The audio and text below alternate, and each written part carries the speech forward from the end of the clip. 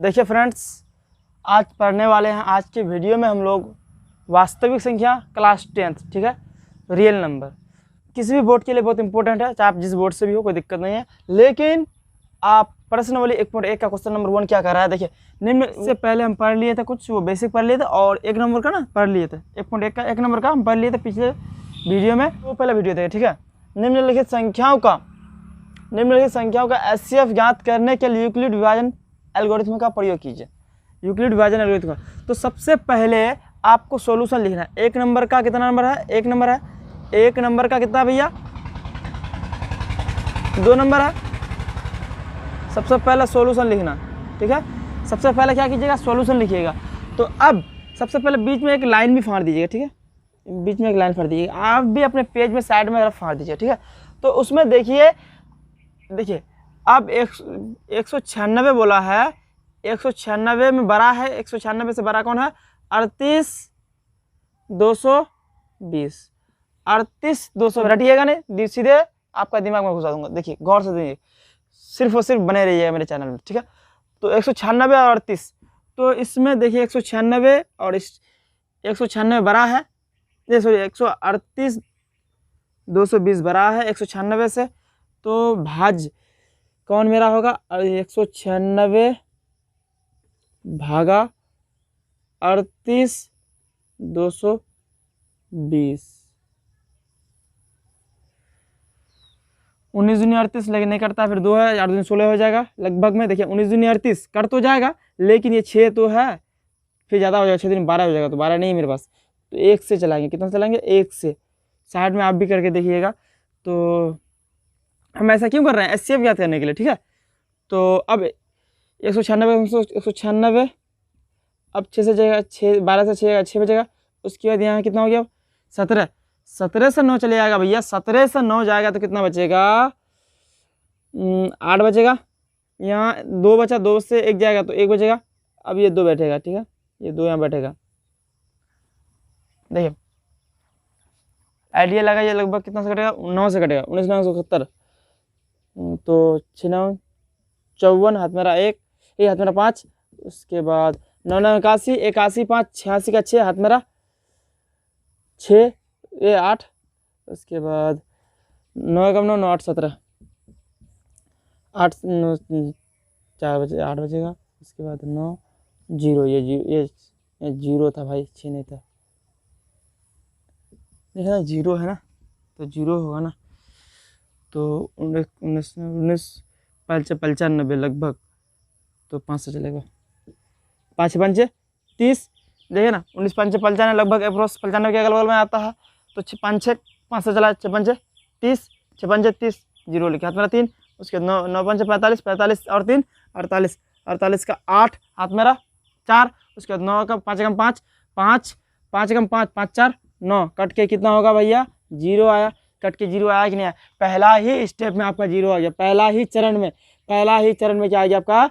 0 आ गया पहला ही स्टेप में। तो यूक्लिड विभाजन एल्गोरिथम द्वारा क्या बोलता है? A बराबर BQ प्लस R। तो A बराबर कितना है भाई आपका? 38,220 है कि नहीं? 38,220 है A बराबर। लेकिन देखिएगा गौर से, उसके बाद B का मान कितना है? 196 है। तो 196 लिखो, गुना भाजा कितना आपका? 195। क्यों कितना है? 195। 195 स्टेप पहले, सबसे पहले लिख देना आपको स्टेप या चरण। स्टेप नंबर 1, ठीक है।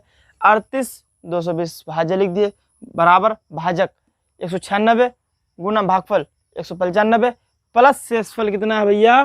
शेषफल 0। तो इसी स्टेप में R का मान कितना आ गया? 0 आ गया। R का मान 0 आ गया तो क्या होगा? HCF 0। R का मान 0 आ गया तो उसी स्टेप में 38,220 और 196 का HCF कितना होता है? का HCF कितना होता है भाई? 196। देखिए ना, जिस स्टेप में यूक्लिड विभाजन एल्गोरिथम में जिस स्टेप में 0 आता है उसी स्टेप का भाजक एचसीएफ कहलाता है। देखिए मैं क्या फंडा दोबारा रिपीट कर लेते हैं। देखिए निम्नलिखित संख्याओं का एचसीएफ ज्ञात करने के लिए निम्नलिखित में यूक्लिड विभाजन एल्गोरिथम का प्रयोग कीजिए। 196 और 38 220 लिए 196 38 220 38 220 को भाग दिया 196 से 195 हुआ, मतलब 1 से चला 196 बचा कितना इतना से 9 से चला तो 1764 हुआ, फिर घटा के फिर कितना 980 आया, फिर 196 5 980 कट के 0 आ गया इस पहला स्टेप में। तो यूक्लिड विभाजन एल्गोरिथम द्वारा, ठीक है शॉर्ट कोट में लिखा हूँ मैं, यूक्लिड विभाजन एल्गोरिथम द्वारा ए बराबर बी क्यू प्लस आर, तो 38 220 बराबर 196 गुना 195 प्लस आर बराबर कितना है 0, तो आर बराबर 0, तो 38 220 और 196 का एचसीएफ कितना होगा 196 होगा। इतना तक क्लियर। उसके बाद अब देखिएगा फ्रेंड्स, इतना तो समझ गया। देखिए वही सेम फंडा सेम प्रोसेस, सिर्फ और सिर्फ क्या कीजिएगा, यहाँ 2 है तो यहाँ 3 कर दीजिए। अब कितना है 867, 867 में बड़ा कौन है 867 बड़ा ही है 255 से 255। सेम फंडा एक लाइन फाड़ दिएगा आप, एमसीक्यू क्वेश्चन के लिए बहुत इंपॉर्टेंट है, ठीक है। तो कभी कभी बोर्ड एग्जाम में इस प्रकार का पूछता नहीं है, हमेशा पूछता ही है, ठीक है। तो देखिएगा 867 को भागा देंगे किससे 255 से। आप भी इस पेज के साइड में फाड़ करके एग्जामिनर को दिखाइएगा ताकि एग्जामिनर समझे कि नहीं बच्चा रटा हुआ नहीं है, ठीक है। तो 25 या 75 लगभग के बराबर में, तो 3 से चलाएंगे, ठीक है। तो 5 या 15, उसके बाद 5 या 15 15 और 1 16, 3 दूनी 6 और 1 7। अब 5 7 से 5 जाएगा 2 बचेगा, उसके बाद 0, उसके बाद 8 से 7 जाएगा 1। अब इस स्टेप में इसका भाज बन जाएगा 255 क्लियर। क्या किए 25 या 75 लगभग अप्रोक्सीमेट देखे, तो 5 या 15 बैठा है, 5 या 15 और 1 16, 3 दूनी 6 और 1 7, ठीक है। अब 7 से 5 गया कितना बचा 2, 6 से 6 0, उसके 8 से 7 जाएगा कितना बचेगा 1, ठीक है। तो अब क्या कीजिएगा 2 1 5 1 2, उसके बाद 102 दूनी कितना होता है 5 दूनी लगभग 102 दूनी 204 होता है, उसके बाद 2 दूनी 4, उसके बाद कितना होगा 10 दूनी 20 डायरेक्ट कर दिया, ठीक है। अब क्या कीजिएगा फ्रेंड्स, पहला स्टेप में तो आपका 0 नहीं आया, पहला स्टेप में 0 आया 102 आया सक्सेसफुल। दूसरा स्टेप में भी कितना आया 5 से 4 जगह 1, उसके बाद 5 से 5 जगह 51 आया। अब दूसरा स्टेप में भी 0 नहीं आया, तो अब इस स्टेप का भाजक जो था वो भाज बन जाएगा 102 दूनी। अब देखिए 51 दूनी मतलब 5 दूनी 10, लगभग 2 से ही चलेगा, तो 2 से चला तो 2 1 2 5 दूनी 10 कट जाएगा, उसके कट के 0 आया। तीसरा स्टेप में कट के कितना आ गया 0 आ गया, दूसरा में भी नहीं आया था, तीसरा भी नहीं। सबसे पहले क्या कीजिएगा आप यूक्लिड लिखिएगा, यूक्लिड विभाजन एल्गोरिथम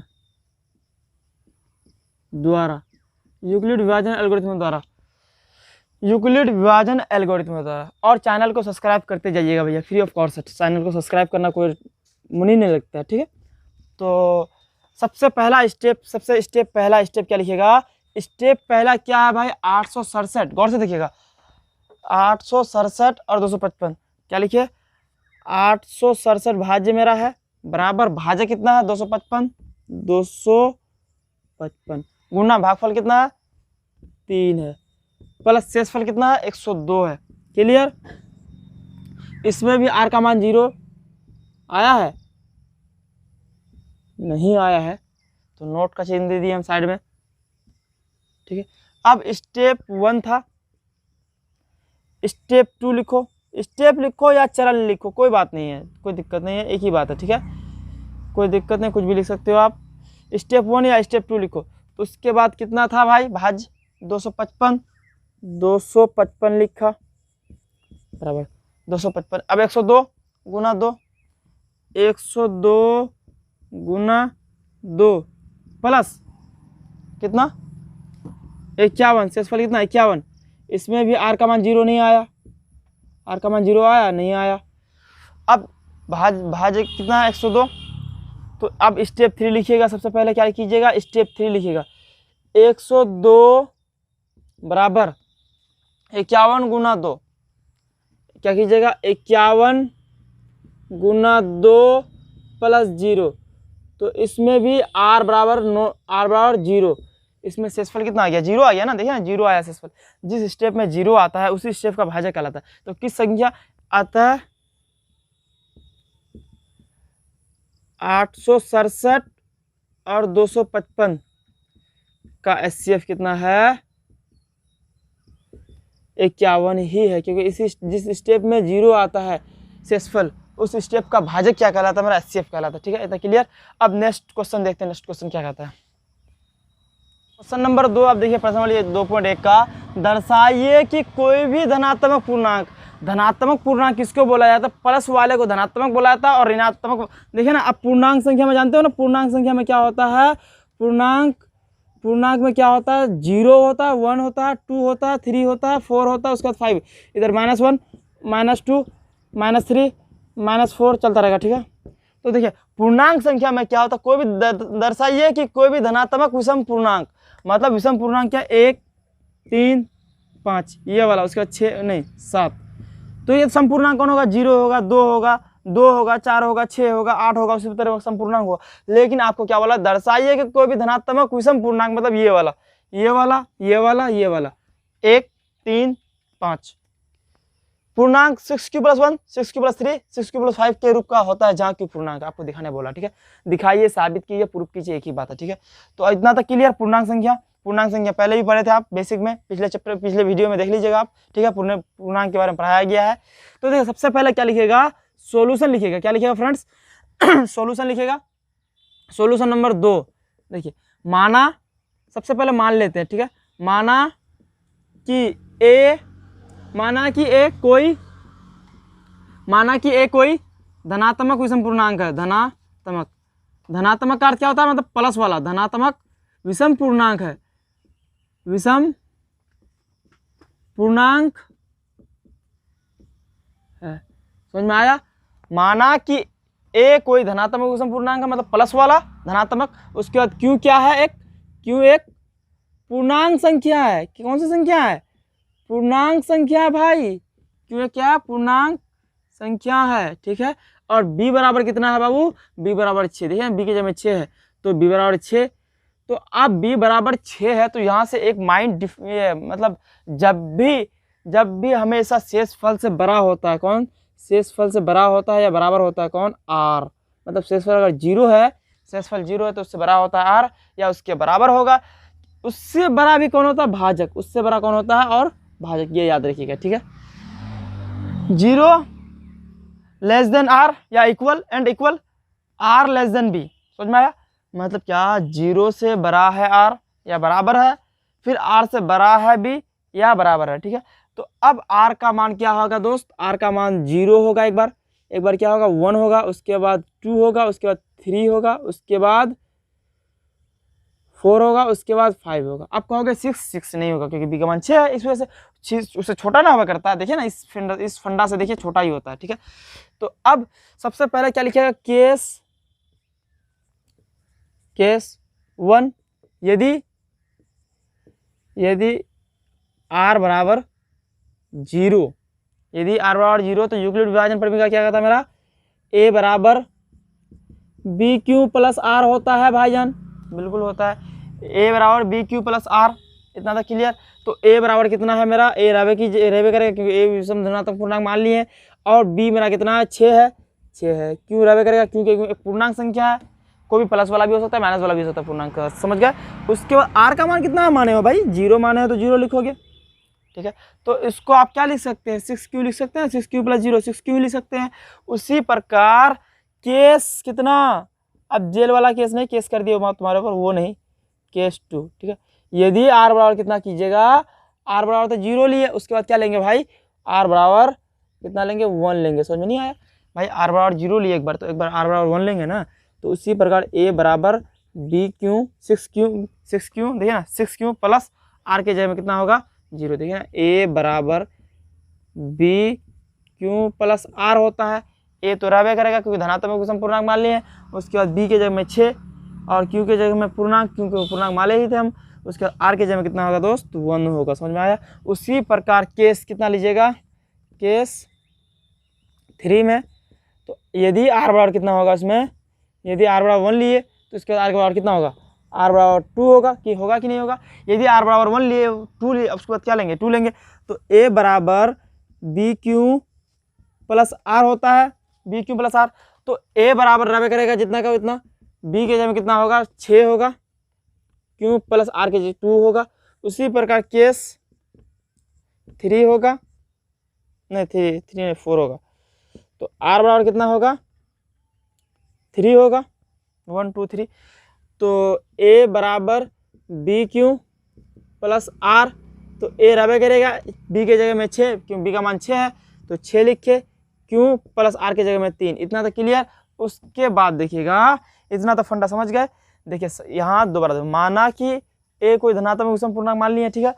क्यों एक पूर्णांक संख्या है, 0 से बड़ा होगा आर, शेषफल बड़ा होगा या बराबर होगा, उससे आर से भी बड़ा कौन होगा, बी होगा, ठीक है, मतलब भाजक। तो बी बराबर कितना 6, क्योंकि 6 दिया, बी का के जगह 6। आर बराबर 0 1 2 3 4 5 लिए। केस 1 यदि आर बराबर 0 तो ए बराबर बी क्यू प्लस आर, इतना तक क्लियर। तो ए बराबर 6 क्यू प्लस आर, आर के जगह कितना रखे, यदि आर बराबर 0 माना तो 0 लिखिए, बराबर 6 क्यू प्लस 0 को जोड़िएगा तो 6 क्यू ही होगा। यदि केस आर बराबर कितना 1 के बाद 0 के बाद 1 लिए 1 लिए। ए बराबर बी क्यू प्लस आर, ए बराबर 6 क्यू प्लस 1, आर के जगह में 1 रखे। उसके बाद केस 3 यदि आर बराबर 2 तो ए बराबर बी क्यू प्लस आर, तो ए 6 क्यू प्लस आर के जगह में कितना होगा 2 होगा। उसी प्रकार केस 4 आर बराबर कितना माने 3 माने, तो 6 क्यू प्लस आर, आर के जगह में 3 रखे, ठीक है। उसी प्रकार आप देखिएगा केस कितना 4 था, तो केस कितना होगा, केस 5 होगा। तो केस 5 में यदि कितना आर बराबर कितना मानिएगा दोस्त, आर बराबर मानिएगा कितना, या कितना माने थे 3 माने थे, तो आर बराबर कितना मानिएगा 4 मानिएगा। तो ए बराबर क्या होता है, बी क्यू होता है प्लस आर होता है कि नहीं होता। तो ए रहबे करेगा और 6 क्यू प्लस आर के जगह में 4 होगा। उसी प्रकार केस कितना मानिएगा, केस 6 मानिएगा। तो यदि आर बराबर कितना माने, इसमें 4 माने, 4 था, उसके बाद 4 के बाद कितना होता है 10 होता है, नहीं 5 लिखा हुआ है। कितना लिखा हुआ है दोस्त, 5 लिखा हुआ है। तो आर बराबर कितना होगा, आर बराबर कितना होगा भाई 5 होगा, बिल्कुल होगा। आर बराबर 5 है ना, 4 के बाद कितना होता है 5 होता है। तो क्या लिखेगा, ए बराबर बी क्यू प्लस आर। समझ में आया, ए बराबर बी क्यू प्लस आर। तो ए के जगह में लिख भी करेंगे क्या, ए बी के जगह में 6 और क्यू रहबे करेगा, आर के जगह में कितना होगा 5 होगा। तो देखिए अब ये वाला समी आपको क्या बोला था, दर्शाइए कि कोई भी धनात्मक विषम पूर्णांक 6q + 1 6q + 3 6q + 5 के रूप में मांगा था। लेकिन आपके पास ये 6q तो आ गया, ये 6q + 2 आया, उसके बाद 6q + 4 आया, क्या सम नहीं है। देखिए एक फंडा याद रखिएगा बेटा, सम संख्या जोड़ सम संख्या बराबर क्या होता है बेटा, सम संख्या ही होता है, ठीक है। क्या होता है, सम संख्या होता है, ठीक है। विषम संख्या बेटा याद रखिएगा, विषम संख्या प्लस सम संख्या, सम संख्या बराबर क्या होता है, विषम संख्या होता है, विषम संख्या होता है बेटा। यकीन ना हो तो देख लीजिए, सम संख्या मान लो 10 ले लिए, ठीक है, प्लस सम संख्या क्या मान लिए 12 मान लिए, 12 और 10 कितना होता है 22 होता है। क्या सम संख्या आया, विषम संख्या और सम संख्या का जोड़ विषम संख्या होता है। मान लीजिए विषम संख्या क्या मान लिए 9 मान लिए, ठीक है, प्लस सम संख्या मान लिए 10 ले लिए। 9 और 10 कितना होता है 50 होता है, नहीं 19 होता है दोस्त, ठीक है। तो 19 क्या विषम संख्या है कि सम संख्या, विषम संख्या है। उसी प्रकार देखिए, तो आपको सबसे पहले ये लिखिएगा, ये बेटा नोट कर लीजिएगा आप, ठीक है। तो ये नोट ही कर लीजिएगा याद, सम संख्या और सम संख्या जोड़िएगा तो सम संख्या होगा, विषम संख्या और सम संख्या जोड़िएगा तो विषम संख्या होगा। इतना क्लियर। लेकिन सबसे पहले आपको 6q लिखता हूं मैं, 6q। उसके बाद क्या आया आपका दोस्त, 6q + 1 आया, नहीं 6q + 2 आया। उसके बाद 6q + 4 आया, 6q + 2 आया। उसके बाद 6q + 4 आया। क्या सम पूर्णांक के होता है, सम पूर्णांक के रूप का होता है। देखिए ना, 6 क्यू प्लस 2, 6 क्यू प्लस 4 संपूर्णांक के रूप का होता है। अब देखिए क्या फ्रेंड्स, ये जो हमको मांगा था 6 क्यू प्लस 1, ये वाला 6 क्यू प्लस 1 यहाँ एक ठो, 6 क्यू प्लस 3 यहाँ एक ठो, और एक ठो कहाँ 6 क्यू प्लस 5। बेंच नहीं हिलाइएगा आप लोग तो, ठीक है। तो 6 क्यू प्लस 1, 6 क्यू प्लस 3, उसके बाद 6 क्यू प्लस 5 किसके रूप में होता है? विषम पूर्णांक के रूप में होता है। अतः लिख देना सबसे पहले, विषम पूर्णांक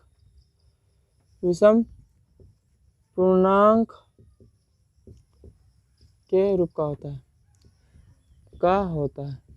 लॉन्ग क्वेश्चन में पूछेगा, ठीक है फ्रेंड्स, बहुत दोबारा समझ लिए। यहाँ तो समझ गया तो इतना, लेकिन देखिए सम और विषम, देखिए क्यों ऐसा लिखे, क्योंकि सम 0 और 6 0 ही होगा, सम है, सम और सम जुड़िएगा तो सम होगा, सम और विषम जुड़िएगा तो विषम होगा। उसके बाद क्या है, हाँ सम और सम जुड़िएगा तो सम होगा, उसके बाद सम और विषम जुड़िएगा तो क्या होगा? विषम होगा, ठीक है। तो इतना तक लिख लीजिएगा आप, ठीक है। उसके बाद नेक्स्ट क्वेश्चन में मिलते हैं।